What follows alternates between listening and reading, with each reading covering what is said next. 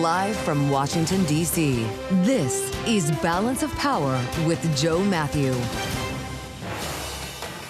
The president gets his man at the top of the Fed. Welcome to the Friday edition as Kevin Warsh is sworn in as the 17th Federal Reserve Chair at the White House with an ever more challenging environment to potentially cut interest rates. We're going to discuss it all with Bloomberg's Michael McKee with insights this hour from former Dallas Fed President Rob Kaplan. He'll be joining us from our Dallas bureau. The Ayatollah says the highly enriched uranium cannot leave Iran. And with the strait still closed, we're going to talk about the conflict and what might lie ahead this weekend with Michelle Brouhard at Kpler. And later, an important conversation with the CEO of Micron Technology.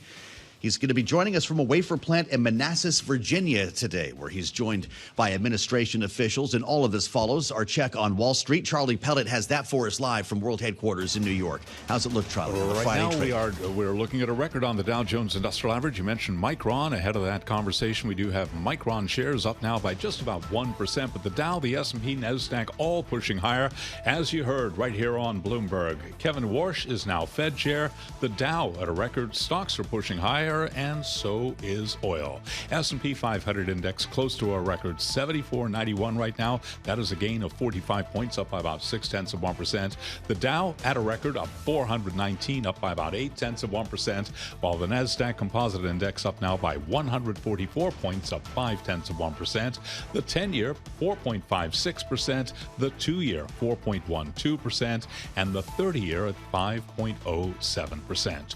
Gold is down 0.5%. 45.18 the ounce, while West Texas Intermediate crude higher, little change. WTI right now at 96.46 a barrel, up 0.1%. Barrel of Brent crude 103.10, up by 0.5%. Earnings from two names frequently encountered in the office. Workday, which is a maker of workplace management software, posted better than expected results in the first quarter. Workday shares, they're up now by 5.3%. And we also heard from Zoom Communications. It projected stronger than anticipated sales growth, suggesting that customers are adopting its expanded suite of Office products. Zoom shares up by 11.3%.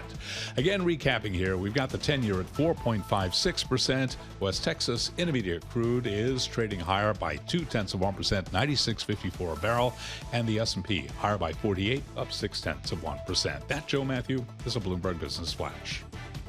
All right, Charlie Pellet will be back in about 20 minutes with the latest on the Friday trade. And Charlie, we thank you. Welcome to the Friday edition of Balance of Power on Bloomberg TV and radio. We're live from Washington following our stay this week in Atlanta, and Kevin Warsh is now installed. You saw it and heard it live here on Bloomberg. A short time ago in the East Room of the White House, there were some questions about the choreography, who would handle the swearing in. It was not Donald Trump. He delivered introductory remarks. The Supreme Court Justice Clarence Thomas actually came to the stage and swore Kevin Warsh in as the 17th Federal Reserve Chair. The message from the president, as we read in the headline on the terminal: do your own thing. Listen. I want Kevin to be totally independent. I want him to be independent and just do a great job. Don't look at me. Don't look at anybody. Just do your own thing and do a great job. With questions about independence at the top of the Fed, we highlight that comment because you know it will be played back many times, considering conditions economically that will make it very difficult for Kevin Warsh to cut rates anytime soon, as the president has indicated. But you've also got a new chair who has promised reforms at the Fed. And that's where we start our conversation with Michael McKee, Bloomberg's international economics and policy correspondent. This is the man who's going to be asking questions of Kevin Warsh, should he choose to hold news conferences at his meetings. Do we actually know that, Mike? Has he said he'll keep doing the news conferences? We don't know that. He has said in the past that he thinks that they could be eliminated or they could be cut down. There are good reasons why you probably don't want to do that. So I think he will probably begin his term, at least, with the news conferences. But we'll find out on June 17th. How did you read the remarks of the president today? Will he be able to, quote, do his own thing? I suspect for a while it is pretty obvious that you can't cut interest rates right now with inflation going up and up and up. And Scott Bessent's been vocal in saying that he understands that Kevin Warsh can't do that right away. But the question is, at what point does the president get back on track? I might point out that if you were on one of those prediction markets betting about when the first tweet would come about Kevin Warsh, it's already happened. The president's put out on Truth Social that he thinks that Kevin Warsh will be one of the truly great chairmen of the Federal Reserve. But he has not commented on interest rates and Kevin Warsh yet. Warsh referred to Alan Greenspan in his brief remarks in the East Room. He said, Greenspan was the first to tell me and show me what this role demands, and I'm thinking about him today. Like Alan, I intend to fill the role with energy and purpose. Was he talking about the personal demands on the Fed chair? I think he was, but there's also a lot of professional demands as well. Yeah. And Greenspan was in office for 18 years as chair, so he would know a lot about what it takes. Greenspan also was the one who drove the transparency at the Fed, beginning with the first statement in 1994, and then up through expanding the statements and changing the dates of the minutes. He didn't start the news conferences. That was Ben Bernanke. But Greenspan did set a sort of example that maybe Kevin Warsh wants to follow to a certain extent. I can't imagine Alan Greenspan holding news conferences. Michael McKee, we've got a breaker here that does not involve the Fed. Fox News is reporting that Tulsi Gabbard is out, resigning as President Trump's director of national intelligence. I will note that many didn't think Gabbard would be confirmed for this role to begin with, considering her stand on Syria, the comments that she's made before about a potential war in Iran, apparently making this more difficult. Whether this comes to fruition and is in fact confirmed by the White House or Bloomberg News for that matter is a different thing. This is a single source, Fox News, saying that Tulsi Gabbard is out, not fired, but resigning as the director of national intelligence. And we'll have more for you here, of course, as we learn it. What about reforms at the Fed? Michael McKee, the president talked today about a reform-minded chair, and he's suggested that he would like to see and hear less Fed speak, that the criterion for rate changes might be different, the dot plot might go away. Would those be difficult changes for him to make? Some more than others. It's certainly going to be difficult for him to shrink the balance sheet as he would like to do. And it may be hard for him to tamp down on the speeches that open market committee members make, particularly the regional bank presidents, since they feel they have a constituency they need to talk to in their districts. He may be able to get rid of or adjust the dot plot or the way they do the summary of economic projections. And he may be able to change some of the inflation measurements that they use, but it's unlikely they will get rid of the PCE as the main index for the 2% target, because there's not anything that's necessarily proven better. And at this point, it is so embedded in Wall Street that it might send the wrong signal if they change that. So, you know, he can do a few things tinkering around the edges, but he's going to have to build up a lot of credibility. I mean, you saw Chris Waller today sort of almost say in your face by coming out and changing his position and saying, well, I think we could maybe have to raise rates if inflation keeps going up. You don't see that happening, though, either. Well, Chris Waller doesn't necessarily see that happening, but he admitted that if the war keeps going and inflation keeps rising, then inflation expectations would rise. And we saw that today in the Michigan sentiment survey. It doesn't get as much credibility as it used to from the Fed, but it is a sign that Americans are worried about inflation. And if they start thinking the target's not 2%, but it's 3% because it can't get to 2, et cetera, then the Fed's got a problem. And so they might have to consider raising rates. Yeah, amazing. Rest of this year is going to be a doozy, and Michael McKee is instrumental in helping us understand it all. It's great to see you, sir, and I hope you have a long weekend. Bloomberg's international economics policy correspondent. He'll be down in Washington whether or not there's a news conference for the next Fed meeting, I can tell you that. With reporting, if you're just joining us now by Fox News, that Tulsi Gabbard is out, resigning as the DNI, the Director of National Intelligence. We're trying to learn more on this as we speak. And whether the White House confirms this today, the president does have a public event, as I mentioned, a couple of hours away in New York State. He's going to be talking about tax cuts, affordability, and SALT, alongside Congressman Mike Lawler, the Republican from New York. As we turn our attention to the aforementioned war in Iran, as Michael was just suggesting, it's showing no signs of ending here. The strait is still closed, and we've got $4.55 to show for it for a gallon of gasoline. There are a couple of interesting stories today as the UAE joins Saudi Arabia and Qatar in urging President Trump not to restart the war. Fascinating, with reporting that an attack on a nuke plant in the UAE has raised a lot of fears about Iran's threats to start responding and targeting areas outside of the Middle East, beyond the radius that we have seen so far. Now, as soon as I mention this, the president's got another voice in his other ear, and it's coming from the Senate Armed Services Committee chair, Roger Wicker, a Republican in Washington whose words bring a lot of weight, saying that the U.S. should finish the job in Iran. Quote, "We are at a moment that will define President Trump's legacy." The chairman says his instincts have been to finish the job he started in Iran, but he's being ill-advised to pursue a deal that would not be worth the paper it's written on. Our commander-in-chief needs to allow America's skilled armed services to finish the destruction of Iran's conventional military capabilities and reopen the strait. Knowing the president has said 2-3 days, maybe even this weekend, the U.S. may resume strikes here. That's where we start our conversation with Michelle Brouhard, the head of policy and geopolitical risk at Kpler, is with us now on Bloomberg TV and radio. Michelle, when you hear words like that from the chairman, what does it tell you about what might happen this weekend? It does raise the risk of escalation going into the weekend. We do have a long weekend, and I know every time we start to see escalation, it typically is on the weekend when the markets are closed. And because the markets will be closed on Monday, it does give a little bit of more of a timeline or runway for the president to execute military strikes on Iran again. But can he finish the job in 3 days?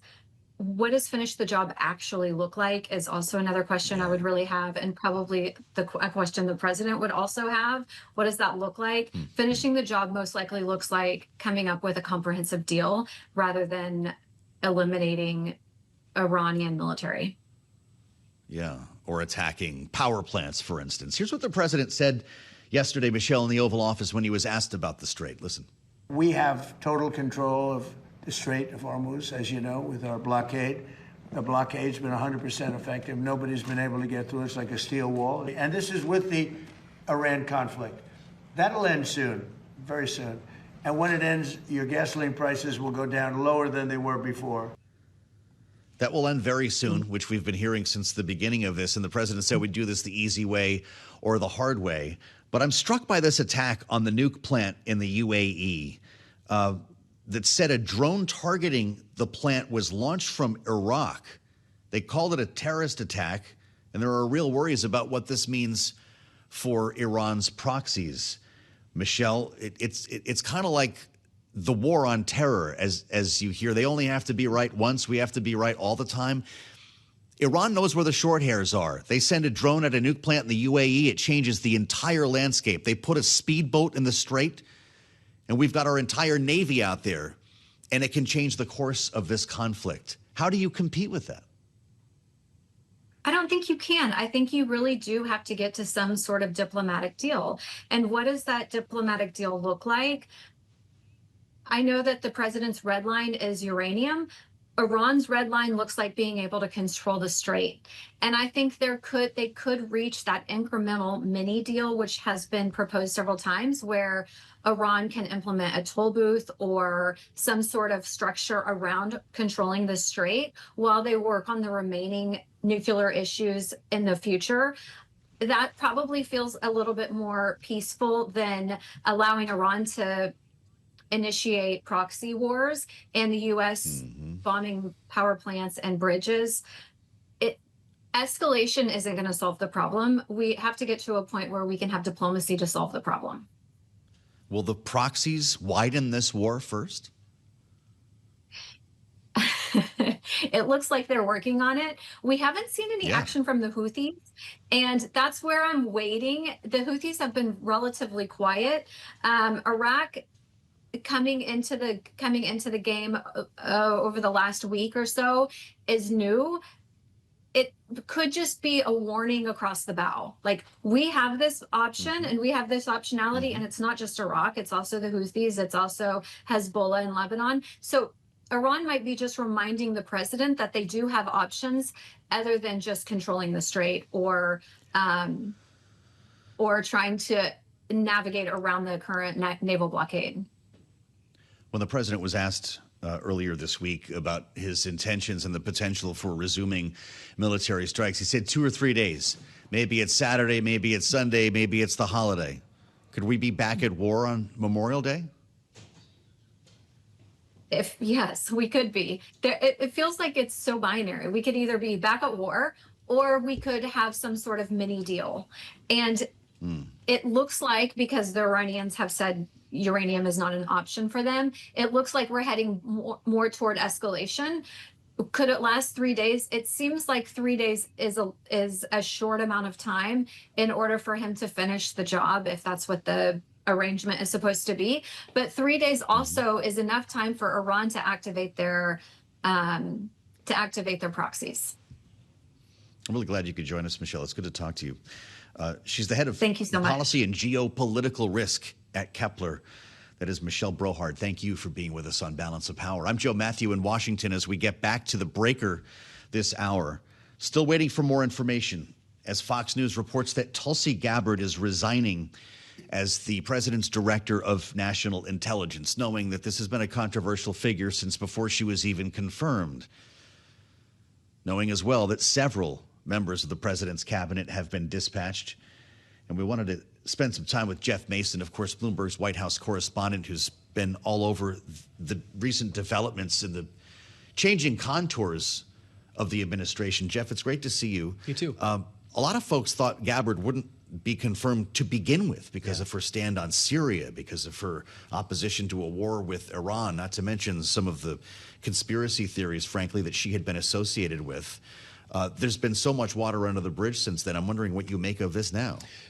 She's certainly a controversial figure and has been for a while. It doesn't seem surprising that she's leaving. She's been sort of at the top of our watch list for potential administration officials, cabinet members who would be going. One thing that's been a little bit of a tell on that is that she really has not been part of the public conversation about Iran. That's true. Right? You haven't seen her in the meetings. You haven't seen her in press conferences. And the DNI would typically be part of this. She's the director of national intelligence. Absolutely. I mean, the agencies that report up to her are giving intelligence to the Pentagon and to the White House about Iran and the war. So that's been interesting. According to Fox, she cited her husband's cancer diagnosis as the reason that she's leaving. Also notable that she's a woman, and most of the big departures from President Trump's cabinet in the last month or so have all been women. This is a job that maybe not everyone is familiar with. Yeah. She was well known before she got this job, but DNI isn't like Defense Secretary or Secretary of State for a lot of folks to understand what that means. But everyone remembers the picture of her in Fulton County. Yeah. People remember her testifying about her views on Iran. Yeah. Were these the breaking points? It's hard to say. It's possible. I mean, it's certainly, especially perhaps the disagreement over Iran is not in lockstep with the messaging that President Trump has certainly been delivering about the war. But going back to sort of her controversial past, it's worth noting she at one point ran for president or ran as a Democrat. Yeah. Really was not a fan of Hillary Clinton, and Hillary Clinton not a fan of hers either. So they had some tension there, and then she became a Trump supporter and joined his cabinet. But not entirely in line with him on some of these major issues. Sure. President is on his way now to New York. He just left the White House. Is this something we expect he might speak about, or is this all handled on Truth Social, or maybe not even acknowledged? Well, I would imagine he'll have to acknowledge it at some point. Certainly, if she's delivered the resignation letter to him, then he's probably gonna want to be the one to confirm the news. So far, the White House hasn't confirmed it, at least before I got on the air. Yeah, sure. No, we haven't seen that. And just quickly as well, is there an heir apparent? Do you know where he would turn next? Well, I don't know where he would turn next, and it's interesting because one of her deputies resigned several weeks ago and put out a pretty noteworthy note of opposition to the Iran war. So it's not going to be him, but we'll see. Yeah. All right. I know we pulled you away from your reporting on this, Jeff. You're great, and thank you. Let us know what you're learning, of course, throughout the day. I suspect there's going to be a lot more news with Jeff's help on this. He's our White House correspondent, Jeff Mason, live here in Washington. We want to hear the panel on this one. They didn't see it coming either. Tulsi Gabbard is out. And Jeanne Zaino is with us, Bloomberg Politics contributor, our Democratic analyst, and, of course, democracy visiting fellow at Harvard Kennedy Center's Ash Center. Republican strategist Lisa Camooso Miller is here as well, former RNC spokesperson, advisor, Rock Solutions, and founder of Friday Reporter Public Affairs. Lisa, what do you think on this one? To Jeff's point, it is another woman, but few should be surprised that it's Tulsi Gabbard who is leaving. Some might say they are surprised she lasted this long. What about you? I think that that's a fair assessment, Joe. We haven't seen her in some time, and there's been quite a bit of activity around what the DNI ordinarily would speak out or at least be part of announcements. And we have not seen her much at all. And so this has not come as a tremendous surprise. It will be interesting to see. Jeff makes a great point. There's been a couple of exits from the DNI, and it's going to be interesting to see what comes next. You make mention of the fact that she is one of several females now that have exited the administration. That's an interesting point of view for us to keep an eye on. She also was at one point herself affiliated with the Democratic Party. And so all of that to say, it does look like this was a choice that ultimately she is attributing to the sickness of her own husband. And so we wish him and her well in that journey. But it is one to really keep an eye on, especially as we talk about other conflicts, as we talk about the escalation in the Middle East, some things that could potentially be happening in other corners of the globe. The Director of National Intelligence ordinarily is very involved in those kinds of decisions, and that's one that I think that we will be watching very closely. Indeed, Lisa. Axios has got this now as well, Jeanne. So we've got two reports pointing to the big picture. Axios says the departure is not due to controversies surrounding her work or job performance, quoting, by the way, a Trump administration official on that, but due to her husband being diagnosed with a rare form of cancer. What do you make of the way this is being framed, Jeanne, and the fact the White House has not spoken yet? Yeah, and of course, we wish her husband well, but you have to also look at what we know. We know that for some time, Donald Trump has been publicly and privately polling advisors about whether he should replace her. We know that just a few weeks ago, it was Roger Stone, of all people, who convinced the president to keep her on. We know, to Jeff's point, that she has not been active at all, really publicly at least, in discussions of what is going on in Iran, Venezuela, and the like. And of course, she's lost not just Joe Kent, but other members of her team of late. So this is certainly not a surprise by any stretch of the imagination. I do think that it is a win for the neocons. This has been a huge dividing line in the Republican Party. And she did, obviously, not a traditional Republican, certainly. She ran as a Democrat for president, but she did represent people in the MAGA base, people like a Tucker Carlson or others who really fervently believed Donald Trump when he said no more wars, no more foreign wars. She was a person who was really vocal on that issue. Hence, the way she's been sidelined, even Donald Trump the other day said they frequently disagree. So I do think this is policy-wise a win for the neocons. I just don't know how it's going to play out with Donald Trump's decision-making. Well, you can still go on TeePublic and buy one of Tulsi Gabbard's No War with Iran T-shirts, Lisa. You know, it's Friday. We got a long weekend. President just celebrated the beginning of the Warsh era. Does the timing make sense? Well, you know, all good news happens during the week and all the lousy stuff gets rolled out on Friday, Joe. So, That's it. I mean, this to me feels like a long weekend kind of announcement that they're hoping maybe will just get swept up in the rest of what's happening. And certainly not hearing from the White House right away tells me that this is one that they're hoping gets sort of swept under the rug and into the next week of activity. Is this as simple as Iran, Jeanne? Is it as simple as that? I think it's Iran. I think it's Venezuela. I think it is his division with her on these big issues.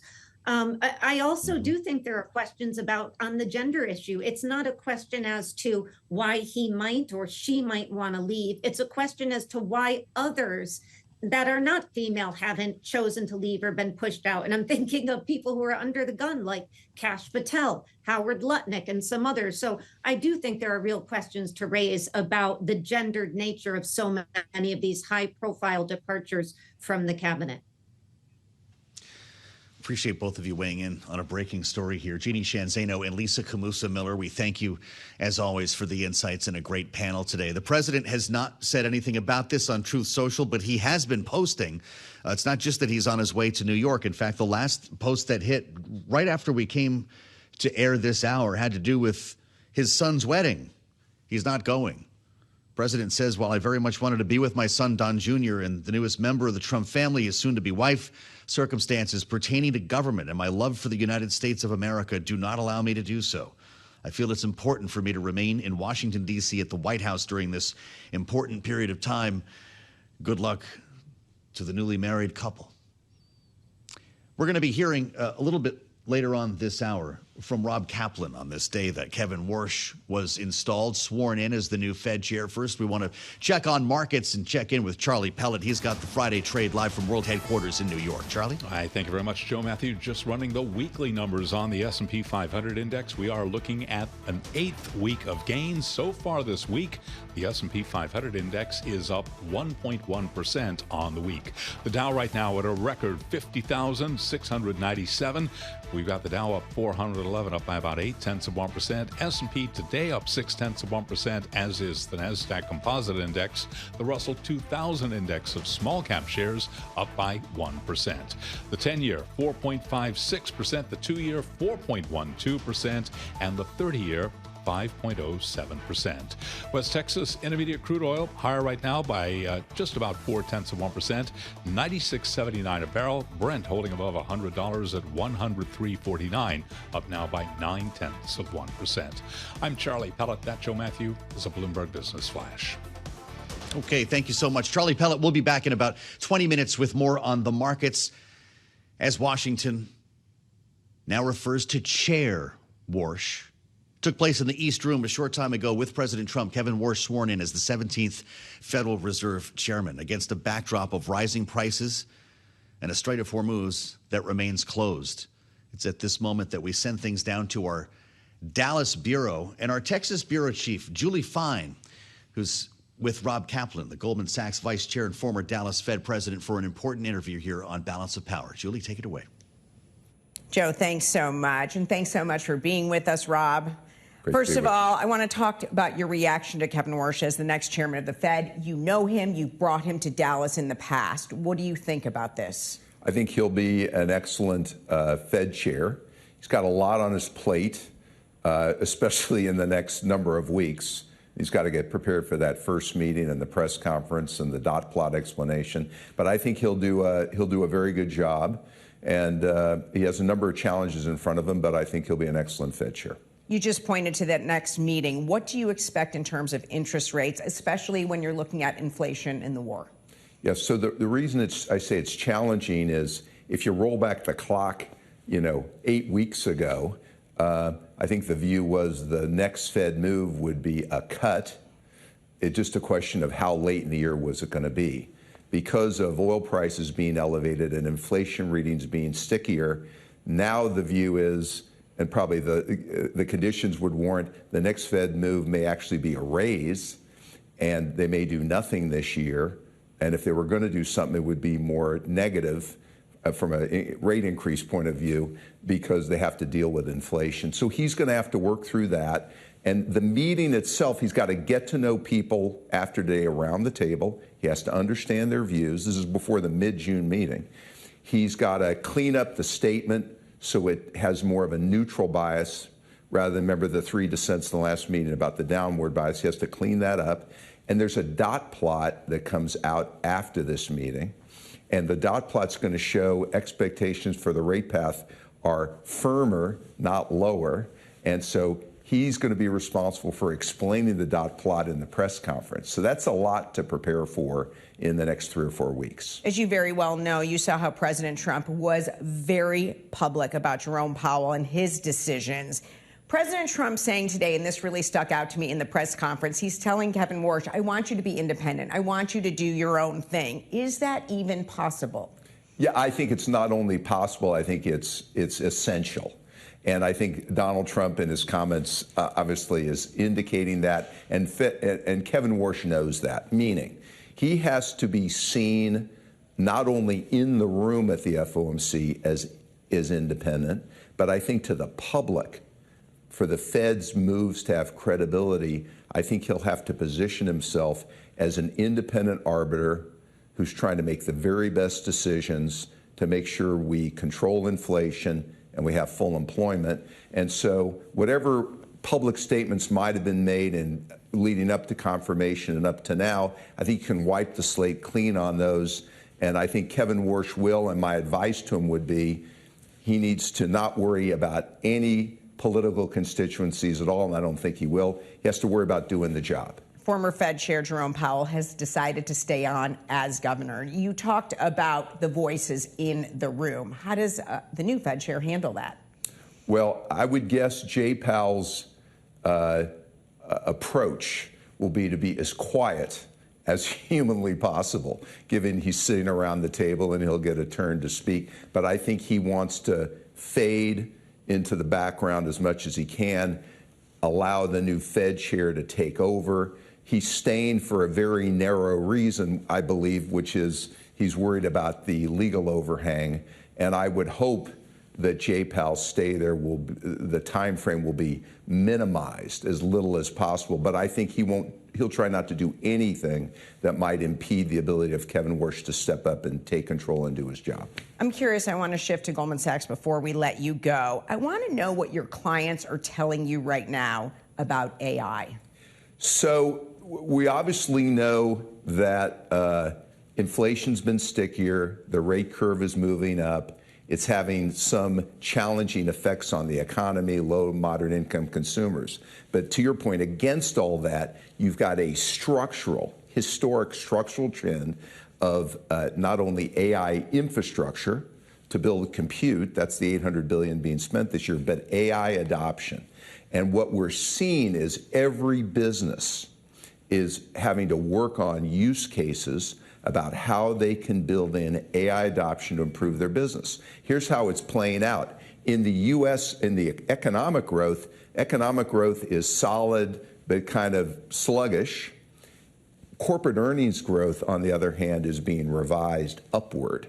And I think we're going to see potentially a multi-year trend where S&P earnings are improving at double-digit rates, even though GDP growth is a little bit sluggish.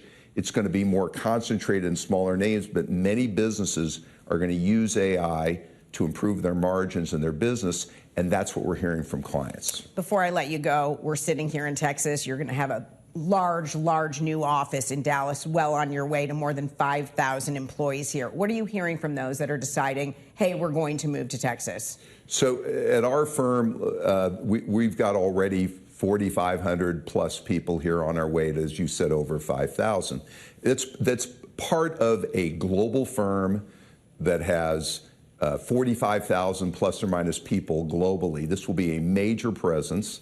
And one of the things we like about Texas is it's a growing state, magnet for people and firms here, pro-business culture, access to talent. And one of the things that we're also seeing, there's a very collaborative atmosphere between government, business, academia, nonprofits. to where we have shared ownership. And I think that kind of mindset has been a magnet for people and firms to move here. It's a very welcoming environment and pro-business in a constructive way. And I think that's some of the various things that we like at Goldman Sachs and many of our clients like, which is why they're coming here. Rob Kaplan, thanks so much for being with us, and I'll send it back to Joe. All right, Julie Fine, live from Dallas. Thank you so much, Julie, for bringing us an important conversation today on Balance of Power. We've got another one for you, too. Just moments from now, we're going to bring you to Manassas, Virginia, for a conversation with the CEO of Micron Technology. Bloomberg's Tyler Kendall is out at a fab in Manassas, Northern Virginia, outside of the nation's capital, with members of the administration who are with the Micron CEO to talk about reshoring and domestic manufacturing of such badly needed chips. I will mention quickly the White House just updating the president's schedule today as he makes his way to New York for an event with Congressman Mike Lawler. He's coming back to sleep in his own bed tonight. They have scrapped the trip to Bedminster, as the president also lets the world know he will not be attending his son's wedding this weekend, Don Jr., because he needs to stay in Washington to attend to the war with Iran. I'm Joe Mathieu in Washington. We'll have much more ahead here, only on Bloomberg. It's 1:40 on Wall Street. We do check markets all day long here at Bloomberg. Kevin Warsh is now Fed chair. The Dow is at a record. Stocks are pushing higher, and oil is now lower. In fact, West Texas Intermediate crude just about at an intraday low of $95.43 a barrel, down now by almost 1%. Barrel of Brent below 102 now. Brent crude down 0.6%. The Dow at 50,789, a record. The Dow up 1%. S&P up 0.7%, just below 7,500, and NASDAQ is up by 0.6%. We've got the 10-year at 4.55%, the 2-year 4.12%, the 30-year 5.06%. All of this with a VIX now below 17. I'm Charlie Pellet. That Joe Mathieu is a Bloomberg Business Flash. All right, Charlie, thank you so much. Charlie Pellet will have more on the markets coming up at the top of the hour, 2 p.m. Eastern Time, as Bloomberg Business Week Daily gets underway. First, we have something special for you here on Balance of Power, and a conversation that you'll only hear right here. We step just outside of the nation's capital to Manassas, Virginia, where something important is happening today. Bloomberg White House correspondent Tyler Kendall sits down now with the CEO of Micron Technology. This is live on Bloomberg. Tyler, take it away.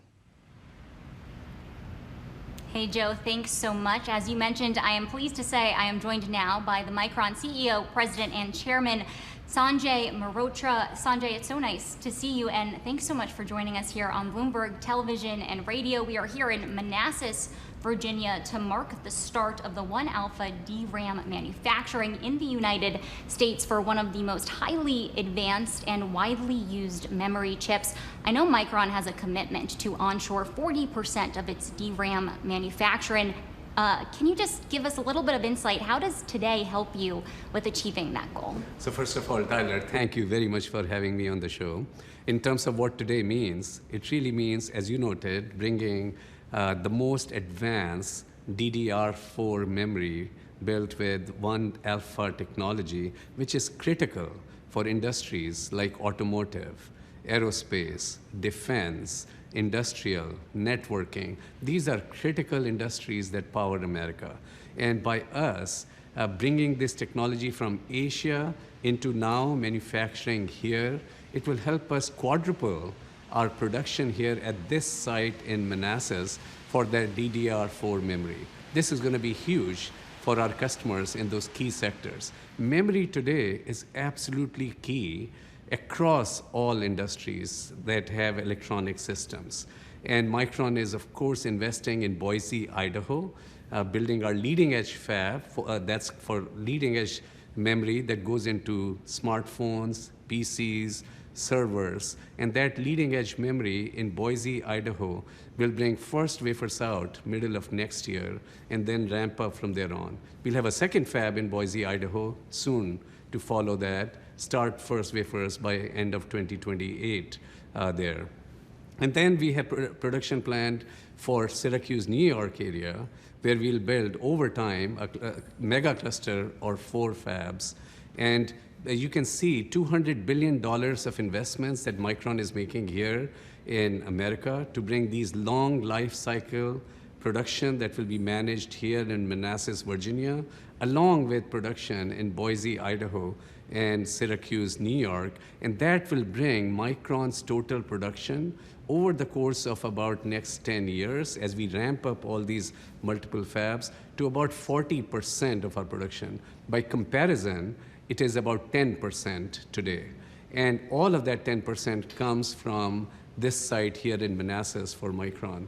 And this will totally our investments, massive investments in long life cycle technology nodes, as well as leading edge technology nodes to serve these vast markets that are really surging in demand driven by AI. Micron is going to be bringing those investments, that's semiconductor manufacturing, and in the process, create 90,000 new jobs here in the US as well. Well, on this point of demand and how this investment is seeking to help reach that growing demand, I'm wondering, how long do you expect the shortage of memory chips to last? When can we expect an easing?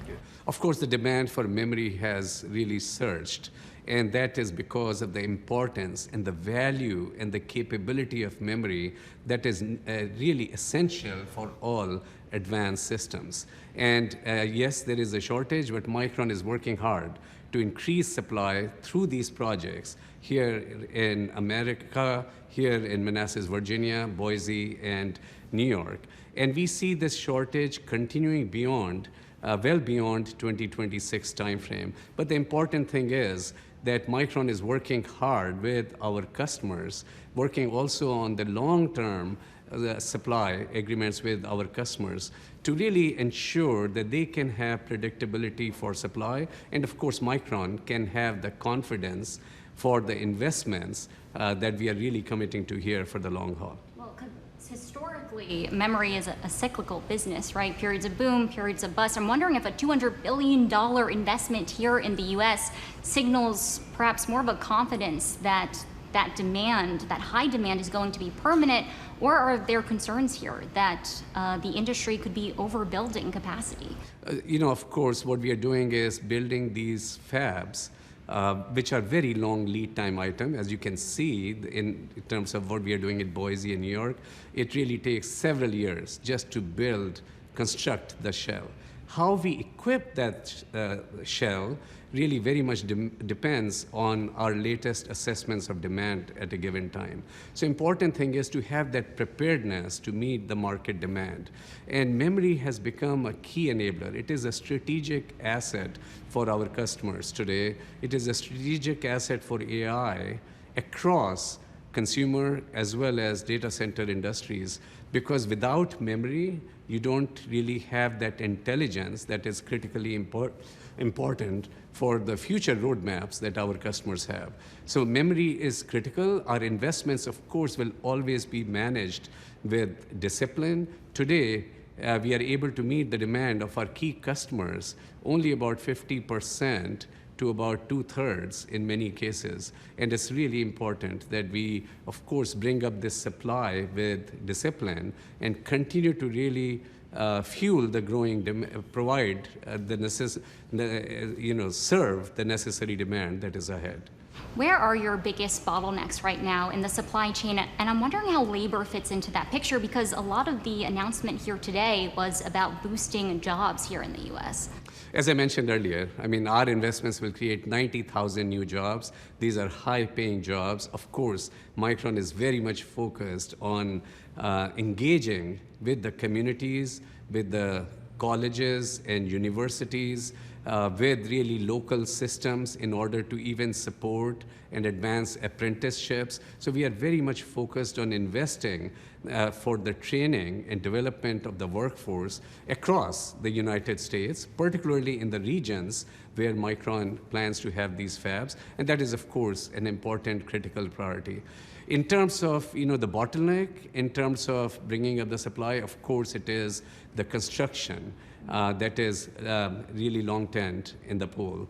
And as construction happens, then it is about bringing in the equipment and qualifying the lines, which also takes some period of time. And that's why we see that meaningful new supply in the industry doesn't really start ramping until 2028 timeframe, because our Boise, Idaho fab will have first wafers out middle of next year, and subsequent fabs will have wafers out later in the future as well. Does it advantage you to be the only American company in this space working with the Trump administration in this way? I'm wondering if you could shed any light on that, and where does this position you against your largest competitors like Samsung, SK Hynix when it comes to market share? I'm very proud of Micron's team, and of course very proud that we are the only US memory manufacturer, and memory today is absolutely critical for everything electronic system. So yes, very proud, and of course our customers here in the US very much value our investments in the US. They value resilient, secure supply chains that Micron is investing in to support their future growing requirements. We are very pleased with the partnership, the engagement. We are very thankful to President Trump and his administration and his focus on bringing leading-edge manufacturing here to America to support a wide range of our industries. And our partnership with the administration is strong. As you saw, I mean, Secretary Lutnick, as well as Ambassador Greer, made strong comments in support of our investments today. We are very thankful to President Trump for the support. And we are very much focused on making our supply grow so that we can meet our customers' requirements, but have it grow in a disciplined manner, focusing on, of course, always demand and supply, and, of course, accelerating the timeline for our investments as much as possible. In the final minute that I have you, you mentioned U.S. Commerce Secretary Howard Lutnick, who gave remarks today. I think it's fair to say that he's been pretty integral in the administration's perhaps more hands-on industrial policy, including when it comes to taking stakes in companies. The U.S. government has done this to try to spur the kind of production that Micron's doing. But I'm wondering, have you had any conversations with the administration about that? Our discussions with the administration are always focused on bringing up supply. President Trump, as well as Secretary Lutnick, are always focused on how do we go bigger, how do we go faster, particularly when the supply is tight. And Micron is a technology leader today. We are a global technology leader today. Our DRAM as well as NAND technology are most advanced, ahead of others in the industry. Leveraging that technology leadership and building the future of America with large-scale manufacturing is absolutely a priority of President Trump, Secretary Lutnick, and our discussions with the administration. All right. Sanjay Mehrotra, the CEO of Micron, also the president and chair, thank you so much for joining us here live on Bloomberg Television and Radio. Joe, this has been a conversation here at one of Micron's manufacturing facilities in Manassas, Virginia. I'll send it back to you in Washington. Yeah, beautiful shot there, Tyler. Thank you so much. And thanks to the chairman. Shares of Micron right now up about $9, a little more than 1% to $771, up 700% over the last year, and up more than 100% year to date, which brings us back to the memory shortage, the storage shortage that Tyler was talking to Sanjay about. We want to continue that conversation with Michael Shepard here in our Washington bureau, senior editor for technology and strategic industries. The headline that cranked out of that conversation pretty early on, Mike, was Micron CEO sees memory chip shortage lasting beyond 2026. The stock popped higher when that headline ran, because that is the question that every shareholder has today. That caught my ear too, Joe, and it really echoed what we heard earlier in this week on these airwaves from Jensen Huang and Michael Dell, who were interviewed by our colleague Ed Ludlow. Yeah. They too said that, look, the memory shortage is here. It may not be here to stay for good, but it is here for the foreseeable future. And it is one of the biggest bottlenecks when it comes to the AI rollout right now. Yeah. Now, Micron is really having a moment, as you said, pointing to their share price gains over the past year. Enormous. And it really is driven so much by the AI boom. But more broadly, as we heard from the CEO just now, their products go into literally every electronic device out there in the world. Not just the smartphones on our desk here, but also into cars, into missiles, you name it.